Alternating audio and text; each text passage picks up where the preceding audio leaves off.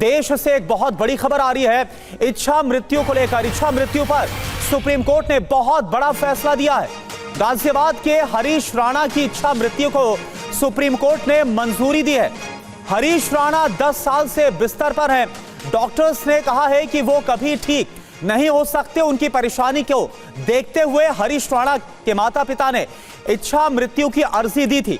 Supreme court ने कहा कि एम्स में भर्ती करके प्रक्रिया पूरी की जाए। पीयूष पांडे इस वक्त हमारे साथ लाइव जुड़े हैं। पीयूष, शायद से अगर मैं सही हूं तो देश में पहली बार ऐसा हो रहा है, इच्छा मृत्यु को लेकर इजाजत सुप्रीम कोर्ट की तरफ से दी गई है। पूरी जानकारी दीजिए, याचिकाकर्ताओं की तरफ से क्या अपील रखी गई थी, क्या हुआ?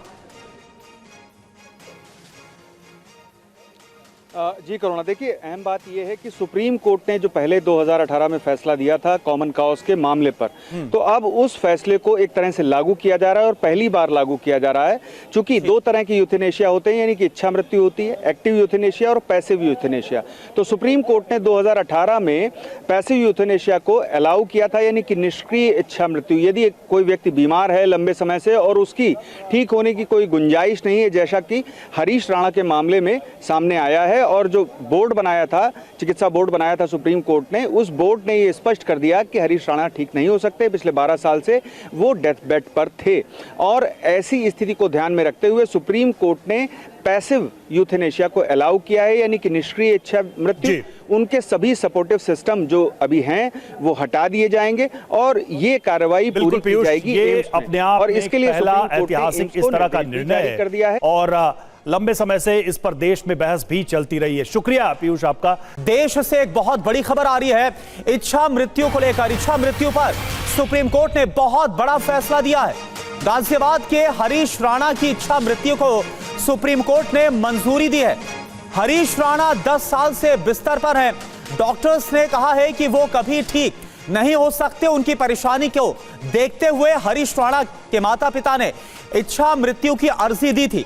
सुप्रीम कोर्ट ने कहा कि एम्स में भर्ती करके प्रक्रिया पूरी की जाए। पीयूष पांडे इस वक्त हमारे साथ लाइव जुड़े हैं। पीयूष, शायद से अगर मैं सही हूं तो देश में पहली बार ऐसा हो रहा है, इच्छा मृत्यु को लेकर इजाजत सुप्रीम कोर्ट की तरफ से दी गई है। पूरी जानकारी दीजिए, याचिकाकर्ताओं की तरफ से क्या अपील रखी गई थी, क्या हुआ? जी करुणा, देखिए अहम बात यह है कि सुप्रीम कोर्ट ने जो पहले 2018 में फैसला दिया था कॉमन कॉज के मामले पर, तो अब उस फैसले को एक तरह से लागू किया जा रहा है और पहली बार लागू किया जा रहा है। चूंकि दो तरह की यूथेनेशिया होते हैं, यानी कि इच्छा मृत्यु होती है, एक्टिव यूथेनेशिया और पैसिव यूथेनेशिया।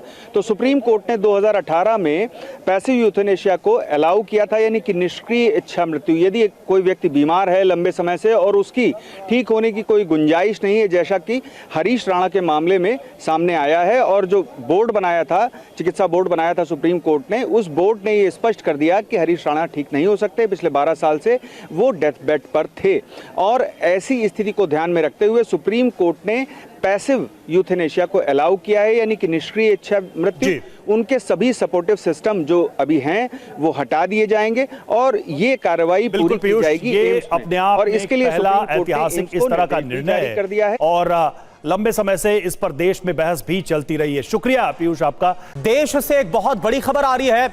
इच्छा मृत्यु को लेकर, इच्छा मृत्यु पर सुप्रीम कोर्ट ने बहुत बड़ा फैसला दिया है। गाजियाबाद के हरीश राणा की इच्छा मृत्यु को सुप्रीम कोर्ट ने मंजूरी दी है। हरीश राणा 10 साल से बिस्तर पर हैं। डॉक्टर्स ने कहा है कि वो कभी ठीक नहीं हो सकते। उनकी परेशानी को देखते हुए हरीश राणा के माता पिता ने इच्छा मृत्यु की अर्जी दी थी। सुप्रीम कोर्ट ने कहा कि एम्स में भर्ती करके प्रक्रिया पूरी की जाए। पीयूष पांडे इस वक्त हमारे साथ लाइव जुड़े हैं। पीयूष, शायद से अगर मैं सही हूं तो देश में पहली बार ऐसा हो रहा है, इच्छा मृत्यु को लेकर इजाजत सुप्रीम कोर्ट की तरफ से दी गई है। पूरी जानकारी दीजिए, याचिकाकर्ताओं की तरफ से क्या अपील रखी गई थी, क्या हुआ? जी करुणा, देखिए अहम बात यह है कि सुप्रीम कोर्ट ने जो पहले 2018 में फैसला दिया था कॉमन कॉज के मामले पर, तो अब उस फैसले को एक तरह से लागू किया जा रहा है और पहली बार लागू किया जा रहा है। चूंकि दो तरह की यूथेनेशिया होते हैं, यानी कि इच्छा मृत्यु होती है, एक्टिव यूथेनेशिया और पैसिव यूथेनेशिया। तो सुप्रीम कोर्ट ने 2018 में पैसिव यूथेनेशिया को अलाउ किया था, यानी कि निष्क्रिय इच्छा मृत्यु। यदि कोई व्यक्ति बीमार है लंबे समय से और उसकी ठीक होने की कोई गुंजाइश नहीं है, जैसा कि हरीश राणा के मामले में सामने आया है, है और जो बोर्ड बनाया था, चिकित्सा बोर्ड बनाया था सुप्रीम कोर्ट ने, उस बोर्ड ने ये स्पष्ट कर दिया कि हरीश राणा ठीक नहीं हो सकते। पिछले 12 साल से वो डेथ बेड पर थे और ऐसी स्थिति को ध्यान में रखते हुए सुप्रीम कोर्ट ने पैसिव यूथेनेशिया को अलाउ किया है, यानी कि निष्क्रिय इच्छा मृत्यु। उनके सभी सपोर्टिव सिस्टम जो अभी हैं वो हटा दिए जाएंगे और ये कार्रवाई पूरी की जाएगी ये एम्स में। अपने आप और में इसके लिए पहला सुप्रीम कोर्ट ने ऐतिहासिक एम्स इस को तरह का निर्देश भी निर्णय जारी कर दिया है और लंबे समय से इस पर देश में बहस भी चलती रही है। शुक्रिया पीयूष आपका।